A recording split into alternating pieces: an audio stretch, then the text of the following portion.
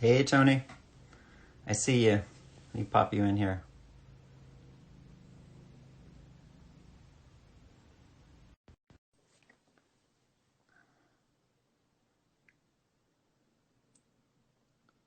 Hi John. All right, it's All connecting. right. There he is. How how are you? Good. So Nice. you finally put a face to the voice now, huh? I know, right? Finally, yeah. It's great to see you. Welcome Yeah, back like from it sounded like a beautiful weekend you had. yeah, it was nice. It was funny. It felt so good to get in the water finally, just to feel the ocean, the sand in my feet, and Yeah, get a little bit of sun. I mean, it seems like forever. It's been going on for a long time, this pandemic, and dude, it's been it's hard on everybody. So it was great. It was really good for the soul. I'm so over this. I think all of us are.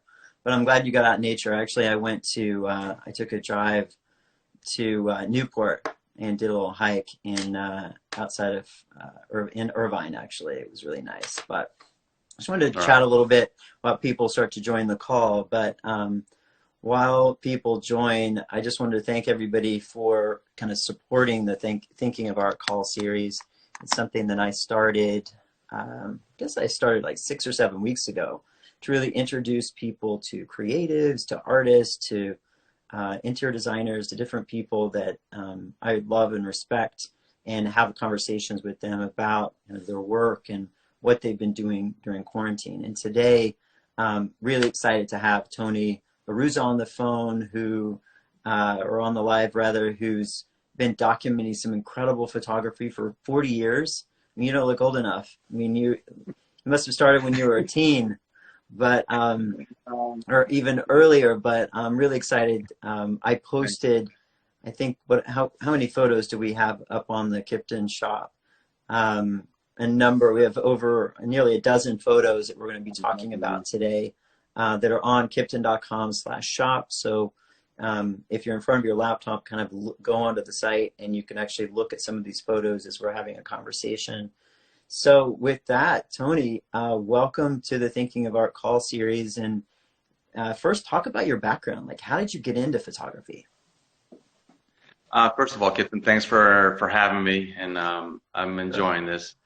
for sure. I got started in photography by hapstance. I wasn't planning on ever being a photographer. My love for the ocean had always been there, Hmm. but as a surfer, as a scuba diver, studying biology, marine biology in college, that's where Hmm. all my energy went as far as my focus went, as far as the ocean. But for Christmas one year, my father gave me a little underwater camera, and I really wasn't too thrilled with that present, to be honest with you. When I was didn't know what that? I How was long doing. ago was that? Oh gosh, I was probably my sophomore year in college, I think. So it was in the mid Okay, 70s. And okay. so anyway, I decided to give it a go, and I took it diving one day and took some Hmm. pictures. And the magic of developing the black and white and having the prints come out just took over me. And I was like, oh, this Hmm. is really something special.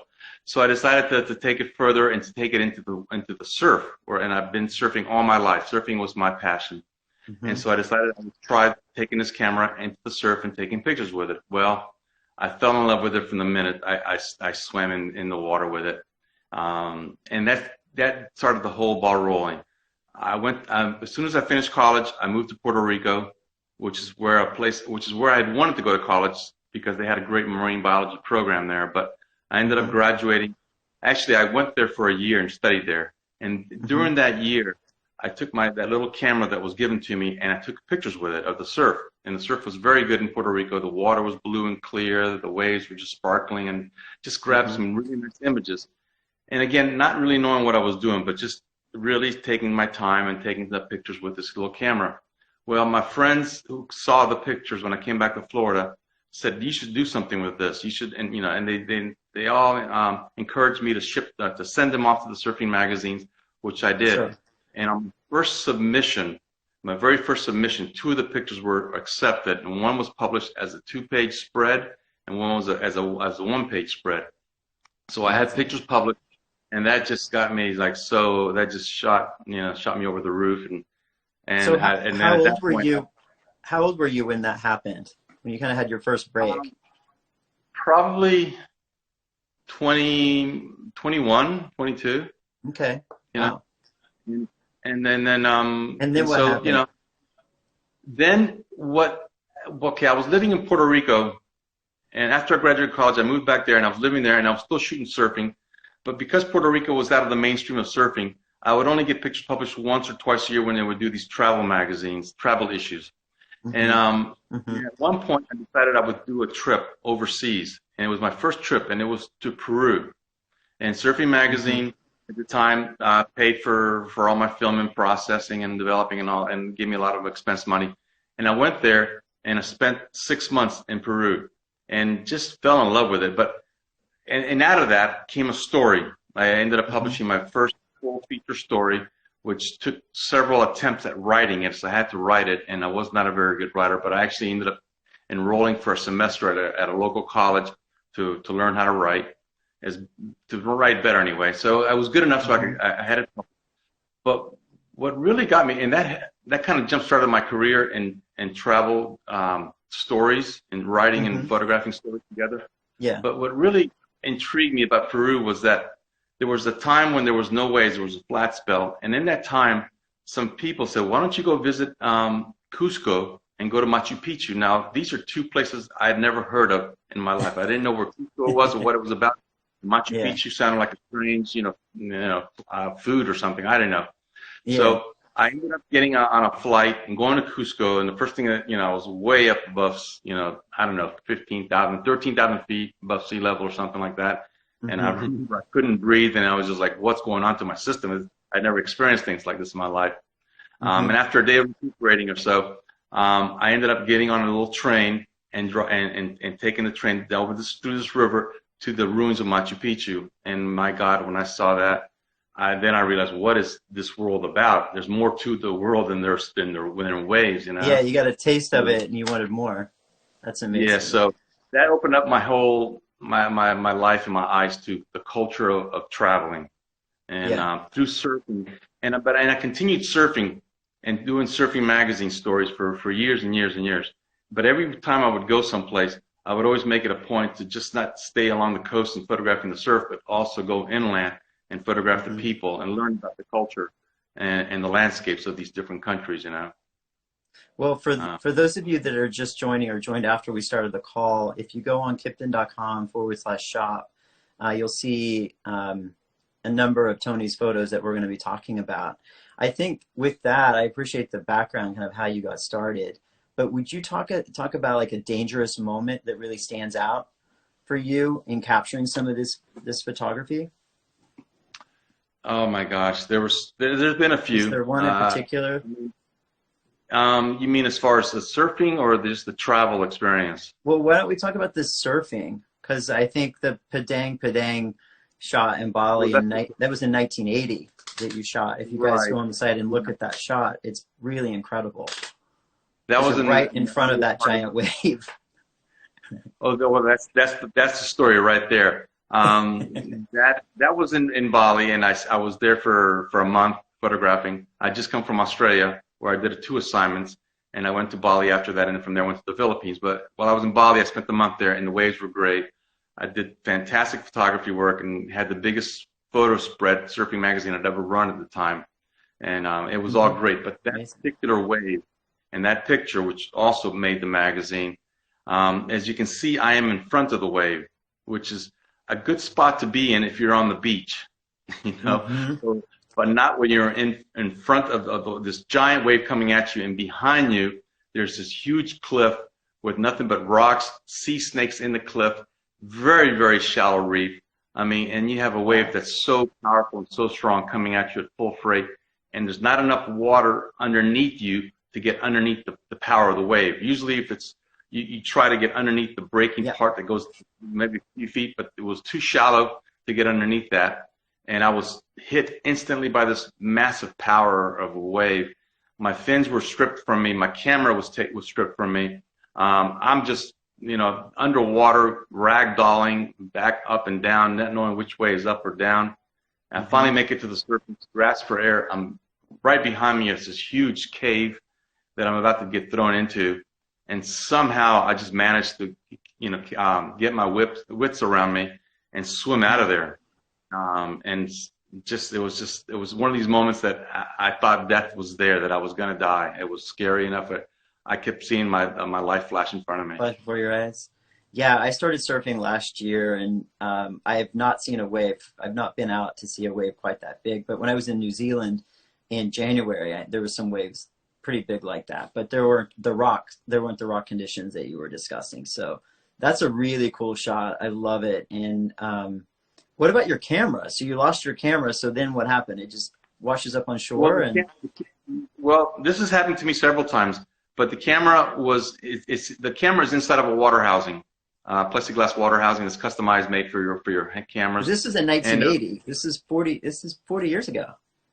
Yeah, no, the housings back then were pretty crude and pretty heavy, and they were pretty dangerous even themselves. If you got hit by your camera housing in your head, you could be knocked out easily. But no, they float. There's air inside them, and they float. And the camera, even though it did hit the rocks, I managed to grab it, and there was no damage to it. In other words, the housing didn't break and leak, and I didn't lose my cameras. Mm-hmm. So amazing. Very lucky in that. If you guys have questions, what's that? I'm sorry. I was just saying, if people have questions, definitely pop some questions up here. Okay, I'm sorry. It's okay, no problem. Talk about another assignment that you did. I mean, you've done assignments for the Smithsonian, surfing publications, travel and leisure, and the list goes on and on. But was there a notable moment? There's a lot of assignments. They're all great. There was one that was let me think. There was one for Islands magazine that was great. It was a lot of fun. It was sketchy as could be at the time, only because I was sent to Jamaica to photograph the Maroon people. Now the Maroons are this tribe of Jamaicans that were very strong people. The British never were able to overtake them. The British at the end said, "Listen, you keep your land. We'll just leave you alone." These are very strong people. And I was sent to go up there, photograph Cujo Day. Cujo Day is a celebration of the leader of the Maroons back in the time. And when I was there, I rented a car. I drove to the mountains. I had nothing, no address given to me, no contact information except for one. I did have a name, and I really wasn't sure where I was supposed to go. But I was just going to go up to Saint Elizabeth Parish, is the name of the parish. And I drove way up into the mountains. It was getting late in the evening, and just as I'm up there in this one little single lane mountain road, my car breaks down, and it just stops. And now I am in nowhere, have nowhere to go, no contact, all by myself. There's no cell phones, and out of the woods come all these people, and all these Rastafarians come out, and I call them Rastafarians because they all have huge dreadlocks, and they all come out, and I didn't know what to do. I just said, okay, I'm gonna just say hello and talk to them and tell them what's going on, and tell them why I'm here, and see what happens. And in the end, they were very good to me. They helped me out with the car. They told me the name of the person I was looking for, where he lived, more or less. They didn't tell me where to go. Just said, listen, just go this way. He lives down this road. See if you can find it, whatever, And I found him eventually. It was late at night, and I found this man. And he didn't know me from anybody. He was some white man that just showed up at his doorstep at night. And I said, listen, I'm here for a magazine from the United States of America to photograph Cujo Day. I was told you're somebody who knows a lot about, the history of Cujo Day. Could you help me out? And he said yes. And he gave me a place to stay at his house, and it worked out really well after that. Oh, that's amazing. We don't have that photo on the site, though, do we? No. There's no pictures of that. You do have about another one. Do you have the one of the Xhosa Celebration? Xhosa's here, yeah. That's from South Africa, 1983. Yeah, that's another interesting story. Surfing Magazine sent me there to photograph, do a story for them. And I went to Durban, met up with one of the local surfers, a guy named Mike Lamont, very well-known shaper in his time back then. And we took a drive to Jeffreys Bay, a very famous surf spot, and we did a lot of photography there. And then after we finished that, we were driving back to Durban, which is, I'm not sure, maybe 100 miles or so from Jeffreys Bay. And on the way back to Durban, we drive through this homeland called the Transkei. It's a homeland for the Xhosa tribes. The Xhosas are a tribe of Africans, and the South African government had given them their own homeland, and it's called the Transkei. And I said, Mike, and as we're driving through there, I'm seeing the people, I'm seeing the huts, I'm seeing the landscape, and I go, this is fascinating. And out of the blue, I said, Mike, drop me off right here. We get to the main town. I said, drop me off. He looks at me like I'm crazy. He goes, Tony, what are you doing? He goes, no, drop me off. I want to stay here.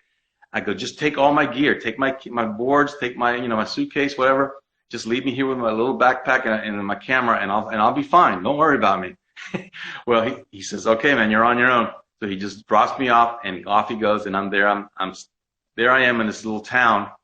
And then I go to myself, well, now what do I do? So what I did in the United States and in first world countries is always go to like the tourism office or the government office and ask for assistance.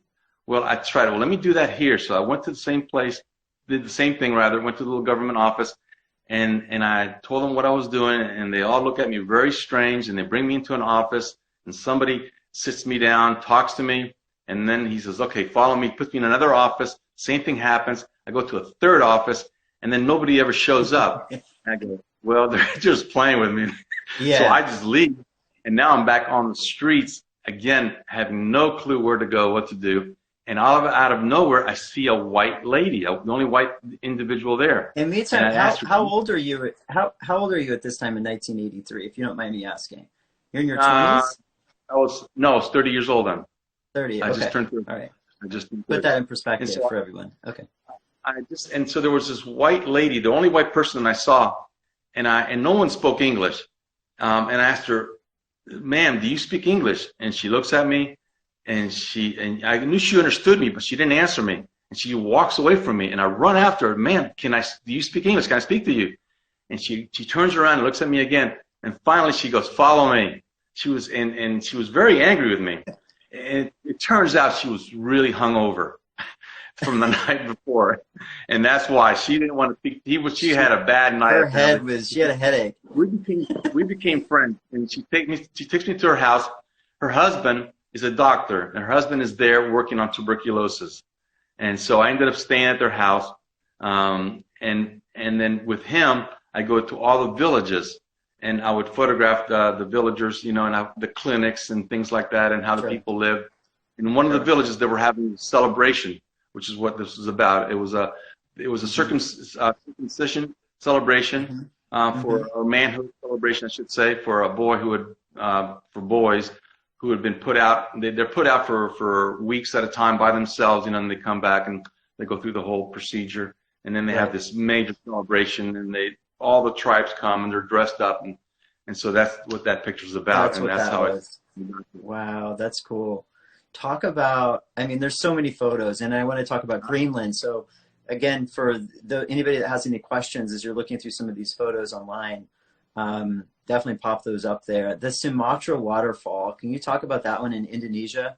That was 7 years ago. You shot that photo. Yeah, that was my 60th birthday. And I left on this 1 month trip to Indonesia to celebrate my 60th birthday. And my goal was to photograph Java and Sumatra, and my main goal was on my 60th birthday to catch a barrel, a huge wave, and get inside the tube and just make a really good wave, just catch a barrel and make it. And so I went to Sumatra and found a really good surf spot, and they had a little camp there, and I stayed. And that morning, the waves came up, and it was incredible. There was a left point break, and I'm a goofy foot, meaning my left foot is forward, and so I'm facing the wave. I catch this massive wave. I catch this incredible barrel. I come out of it, and this one guy just hoots at me, and he says, man, that was fantastic. We became friends. He turns out he's a Tasmanian from Australia, and he lives in Tasmania. And he asked me, and him and his friends are there, and he goes, listen, man, we're having a hike this afternoon to this waterfall. You want to come with us? I said, sure, that'd be great. So we get in our Jeeps, we go to this parking area, we park our car, and it turns out it wasn't a park or anything. It was just in the jungles of Sumatra. And these guys had heard about this incredible waterfall, and so I followed them up this trail, which was not a trail, it was an animal trail. And unbeknownst to me, it was steep, it was muddy. Leeches were everywhere. They were just clinging onto our body, to our skin, and sucking our bloods. There was elephant footprints. There was monkey skulls that were just discarded by tigers who had eaten them. It was wild. Vines wrapping around you. It was hot. It was steep. But eventually, and it was hard. It was very hard. And there I am hiking with these 20-year-old super fit Tassies. I'm 60 years old. I'm in pretty good shape, but 40 years is a big difference. And I'm carrying the camera. I'm carrying the heavy gear. I'm carrying the tripod, the camera gear, and everything. They're just, a water bottle, and that's it. So anyway, eventually we make it to this waterfall just in time before I passed out. I swear to God, I couldn't have taken another step. But I made it to the waterfall, set up the tripod, and got this incredible picture. I mean, it was really a beautiful picture. What's nice about the waterfall picture, you have rocks on the face. Here's you have basically jungle greenery on the face of the waterfall. But as it turns out, what ended up happening with the picture is that several years later, I did a project called 15 Surfboards by 15 Shapers. And it's a project where I did a marriage, basically, of my two passions, surfing and photography. And I had 15 shapers from around the world, hand-shaped surfboards. And in these surfboards, I inlaid a photograph. Well, one of those surfboards was made by a guy named Dick Brewer from Hawaii. And he made a 9-foot gun, a yellow gun, and with his lay pictures. Just a beautiful, beautiful surfboard. This guy, he's a legend in the surfing industry. And I needed something tropical. I wanted something tropical to go in the board, and something that would accent the yellow of the board, the tint color that was being done on the opposite side. Well, I happened to have this print, this image, which was shot vertically, and it was a high resolution. And it worked incredible for that particular surfboard, It's gorgeous. I want to talk more about the book in a little bit. But can you share details about Greenland? Because you were just there. You've been there twice, but you were in Greenland in March, and you had to come back because of Corona. So can you talk about what it was like in Greenland? And there are a handful of photos on Kipton.com/shop. You'll see those. So talk about those. I mean, the polar bear swimming is beautiful. There's a number of them that we curated on the site together. But what was it like in Greenland?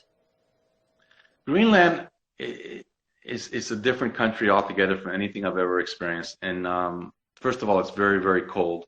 It's way up in the north.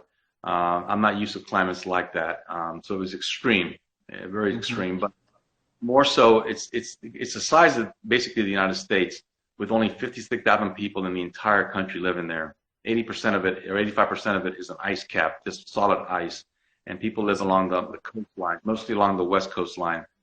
Life is hard. It's rugged. The people, they're Inuits. 85% of the population are Inuits, meaning Alaskans or Eskimos, excuse me. All their life they live as hunters, and that's all they do. They have no food to grow, so they hunt, and that's their food. Their clothing is made from the animals they kill. Everything is used, and they still maintain a lot of this tradition. Even in today's time, you still see that. And life is still hard no matter what. Even if things modernize, you still have a barren climate, a barren landscape, rocks and snow and huge icebergs and glacier. So for me to see how people live in an environment like that was very, very interesting. I mean, it would open my eyes to something I had never imagined in this world, to be honest with you. Talk about the Icebreaker photo, where you're actually, there's a shot of, he's in the boat, like breaking the ice, like going through the ice. Yeah, so we're basically in a sea of ice. And that's interesting for two reasons. This is a boat, and I was with a seal hunter. Now, he goes out to hunt seals because he's got to feed not only himself, but he's got to feed his dogs. In the wintertime, they travel by dog sleds, and the dogs eat seals, so they have to go out hunting seals every day. And the day before we were out hunting, and that particular part of the water was water. The ocean was water. The next day we go out and it's solid ice. Just overnight it became solid ice. Anyway, we're driving into it, and he starts going into the ice, and I'm going, what's he doing? And he keeps going, and it's just for as far as you can see, maybe several miles, It's nothing but a sea of solid white ice. I mean, it was incredible. And he's actually driving into it, looking for pockets that where seal had come out of these pockets, air pockets. Yeah. And I had never in my life experienced anything like that. And at one point, I thought we were going to bog down. And I said, well, what happens if we just get stuck here? You know, we have to wait until the ice breaks up, or how long that might be. Yeah. I don't know. No yeah, do we have enough food? Like, yeah, what if we hunt? We have no food, and that was how they've always lived. If they had no food, they would starve. And the Inuit is a person who can go without food for several days. They can go 3 or 4 days without food, and then they feed up. You know, it's like an animal. They and they're very in tune with their life and with nature and with animals. They're shamans. They believe that animals are like that they and animals are equal. They have the same souls. There's no separation between an animal and nature and a human being. They give tons of respect to life, you know. And it is beautiful. It really is beautiful. Are there specific animals that they have more of a respect for, or is it just all animals in general? All animals in general. I mean, but where they live, the animals are few. I mean, there's polar bears, there's Arctic fox, there's muskox, there's reindeers, caribous, there's seals and whales, narwhal whales, and there's another right whales is the other species, and that's about it. Maybe a few other small animals, but not much, and some bird eggs, you know. But they're very respectful. They would never damage the population of an animal, because if the animal is extinct or goes away, then they starve. They will have no clothes and no food to eat. Wow. So they respect. Wow. They only take what they're going to use, and they use every aspect of it. Right, and that's in Greenland. So can you talk about I mean, that was Greenland that you were there in March. You talk about your shot in Iceland. You were in Iceland. When was that? I'm trying to find that photo on the site. 2 years prior, I went to Iceland and to the Faroe Islands on the same trip. I spent 2 weeks in the West Fjords, which is the northwestern part of Iceland, and then 2 weeks in the Faroe Islands. Both places I just absolutely loved. And they happen to be next to Greenland. I mean, you have the Faroe Islands, Iceland, and Greenland from east to west. And in fact, I'm doing a project, I'm going to call it 60-degree latitude north, which is about these 3 countries, which are neighbors in respect. And they're all above the latitude 60 degrees, but and they're worlds apart from each other as far as social, economics, culturally. They're worlds apart, and geographically, everything about them is different, you know. So what are the main differences between that you experience in Greenland versus Iceland? Well, it's funny because Greenland and Iceland, you would think the names, that Greenland would be green and beautiful, and Iceland would be full of ice. Well, it's the opposite. Some Viking, a Norwegian Viking, named Greenland on purpose to try to induce people to come and settle there. You know, 500 years ago. Yeah, it was a play on words. Yeah. But Iceland, I mean, Iceland is a very modern country. It's first world. It's advanced. 100% green energy. They use no fossil fuel there at all for their energy sources. The place is fantastic. It's just a beautiful, beautiful country. Great cities, great art. The landscape is just fascinating. I mean, Iceland is just one of the most beautiful places you can ever imagine going to, and I really enjoyed it. And the Faroe Islands, on the other hand, are very windy, very rocky, very steep, very harsh, but they're also, they have towns and they have cars and they have modern things and they have television and internet, things like that. You know, so they're caught up with the first world, whereas Greenland is still way back in time because of the landscape doesn't really allow for much modernization. There is more harsh capital. The capital, Nuuk, is 17,000 people, and they have some. They're more modern, but that's about it. The rest of the country is still, you know, they're Inuits living their life there as they've always lived. Sure. I mean, we could keep talking for hours. I want to go through another photo, the eucalyptus tree in Portugal that you shot in 1987. It's just a spectacular photo. It actually looks like it's not a real photo. I mean, doesn't even look real. So, but it is. So tell the story of that one. That's a funny story, only because I'm in Portugal working for Insight Guides, doing a book, a big photo book on the country, and I'm driving north on this freeway. It's a regular, it's the main freeway that goes from north to south. It's like an interstate system here in the United States. And I'm driving north, and I see these trees. I see this scenery, and it blew my mind. Right off, I see that, I go, oh my God, I got to take a picture of this. Incredible. So I just pull off the side of the road. I didn't, get off an exit ramp or anything. I just pulled off right there on the side of the interstate, and and I'm on the northbound, but I've got to get to the southbound. So I've got to cross the northbound lanes and the southbound lanes, and carrying a 600 millimeter lens and a tripod across all of this. I made it across, obviously, without getting myself, killed. And I get there. I had enough time to set up my tripod, take 3 pictures, when all of a sudden I hear sirens behind me. And it's the police, the state troopers, let's say. And they come up to me, and they ask me, what are you doing? And I say, well, I'm taking a picture of this great scenery, man. What do you think? And he goes, well, where are you from? I go, from the United States. He goes, let me ask you, in the United States, when you're driving on the freeway, are you allowed to just pull over and take pictures wherever you want? I go, I guess not, Yeah. He goes, okay, get out of here. So, they didn't arrest me. But you got the photo. You got the photo. I was going to say that picture ended up winning some international awards afterwards. Beautiful. I mean, it's really stunning.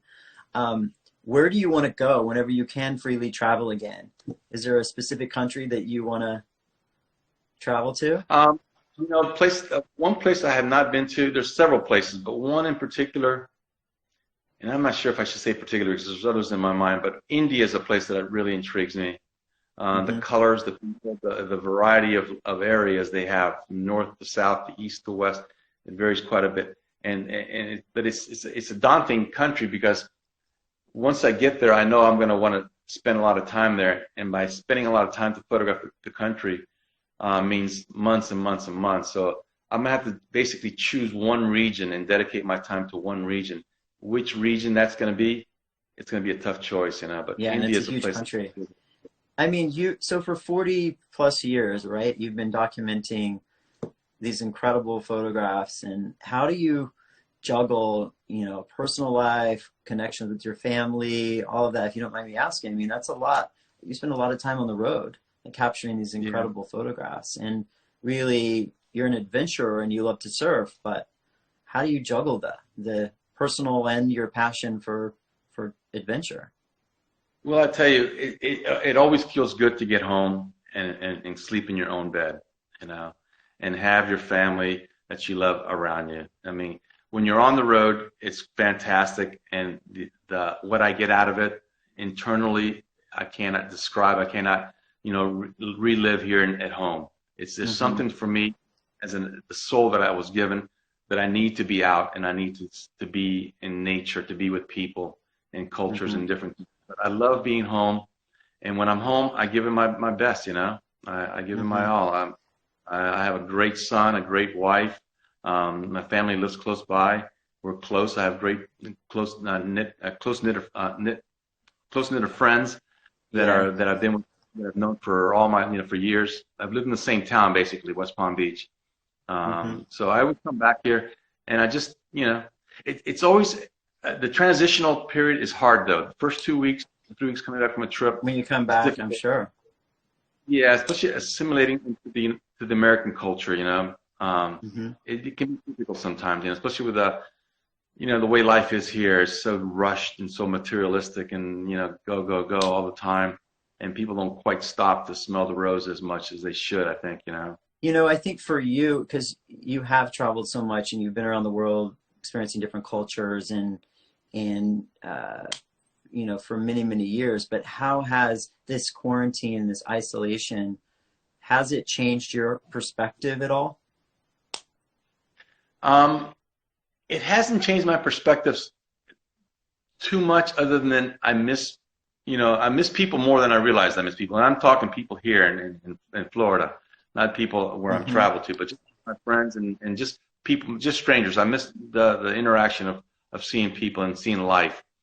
But by the same token, I'm happy for what's happening because it's made people go inside themselves more, you know, and be with their families and For sure. and see things differently in life, you know. And it's been good for the earth. I mean, that's for me has been one of the biggest benefits of all this is how we've cleaned up just for a couple of months at least, you know. And maybe we'll take notice of this, and maybe we can change our lives a little bit to be more conscious of our planet, you know, because without our planet, we have nothing, you know. That's right. So, That's really a good point. Well, I mean, there's so much more that I want to chat with you about. We try to keep these calls around 30, 40 minutes. So I just wanted to let everybody know that's watching or on the replay, if you go to kipton.com/shop and you'll see Tony Arruza's images. A lot of his images are on the site. The 20 by 30 images are $490. So we priced them like really well for people. So, and there are other images that he shot in his archive that we can also access. But Tony, thank you so much for being on the call and talking about your stories. And, you know, we can do this again anytime you want to highlight maybe some other countries around the world, because to condense 40 years of photography into a 30-minute conversation was a little tough, but it's a good start for us to share this with everybody. So thank you for your time today. my pleasure, Kipton. My Yeah, pleasure. Thank you and so much. of course, you're welcome. And I'll talk to you soon. Thank you, everybody. I'll end the call now and then post it to the live feed so you can watch it again. All right, Tony, I'll talk to you later.